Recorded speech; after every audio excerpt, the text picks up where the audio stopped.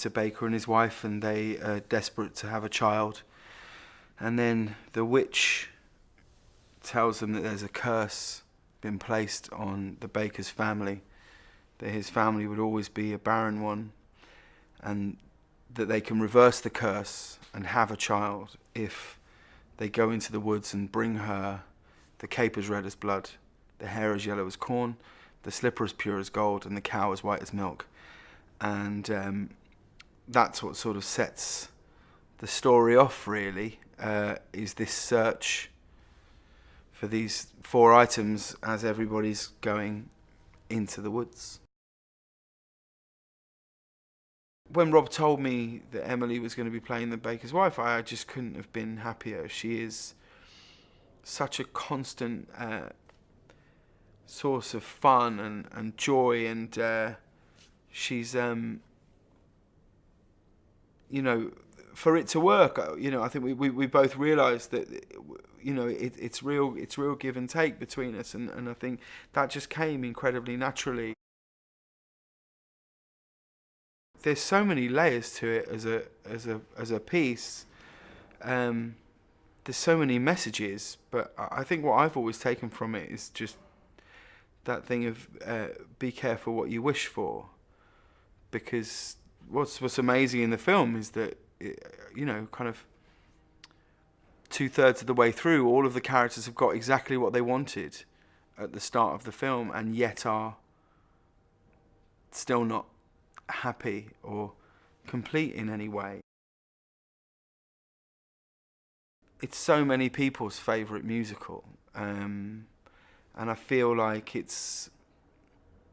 I think it's a show that from the minute it opened, people have always thought, God, if you could translate that to film, if you could capture that on film, it could really work. But I think it's only when you get a director like Rob Marshall, who has such an understanding of musicals and a vision for film, I think it takes someone like him to sort of pick it up by the scruff of its neck, really, and go, this is how we're going to tell this story. Every day I feel incredibly lucky to be part of it, to have the opportunity to be in the middle of it.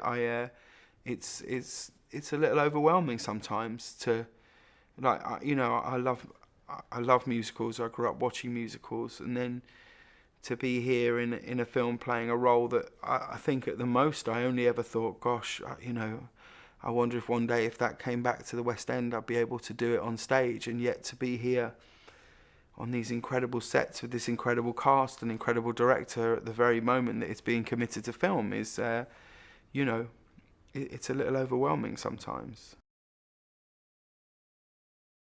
We were rehearsing the Your Fault song, which Meryl comes in at the end and sings The Last Midnight, and I thought she was just going to sing the first couple of lines because we were just around the piano, and she just banged the whole thing, and like I could feel every hair on my body like stand up, and I was looking at Anna, and we were just gobsmacked. I couldn't believe this voice was in there. I just didn't know, and just like, it's the last minute, and we were like, oh my God. I remember thinking at the time, if this was an auction prize, it would go for millions of dollars to just be round a piano listening to Meryl Streep sing Stephen Sondheim songs, and I think people are going to be completely blown away by her performance. A whole load of people who aren't familiar with it as a show will find this musical that they might not necessarily have ever heard of, and it's so unique. It's so absolutely unique in the world of musical theatre to have something that's so funny and magical and serious and beautiful. Like the whole world that it's in. I don't know that there's another musical that's sort of set in such a time and place. The Baker and the Baker's Wife are sort of the, I guess the heart at the centre of the show, in terms of they really sort of are the audience. Really, they're the only people in this whole thing who, at points, are going, "What? this is ridiculous, you know. So I've always seen them as characters, as representing who the audience are, and sort of the I guess the heart at the centre of it. Yeah. We did about 6 weeks rehearsals, where we were just in an empty rehearsal room using kind of very standard props, you know, cardboard trees and things like that. And for a while it felt like we were just putting on some strange touring production of Into the Woods. It just so happened to have all of these movie stars in it. And then at every stage it's just got more and more exciting. And,